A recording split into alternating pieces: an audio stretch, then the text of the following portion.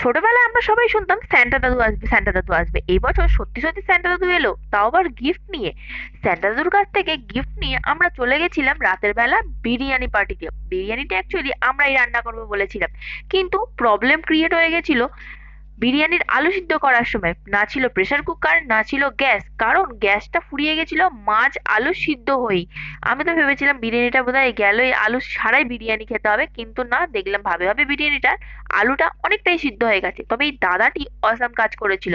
আমি এসে দেখি বিরিয়ানির আলু ভাজতে বসে গেছে। আলুটা উপরটা এতটাই মরমর করছে, কিন্তু ভেতরটা পুরো নরম তুলতুলে। আমি তো একটা ভাজা আলুই খেয়ে নিলাম।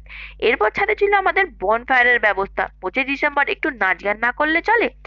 বক্স নিয়ে এসে লাইট জ্বালিয়ে বনফায়ারে প্রচুর মস্তি নিয়ে ডান্স করেছি। এখানে কাপল ডান্সও হচ্ছিল। আমি একটু লজ্জা পাচ্ছিলাম, তাই বরকে বললাম, না না, আমি ডান্স করবো না। বিল্টুর সাথে আমি প্রচুর ডান্স করেছি, ভালোই কাটলো।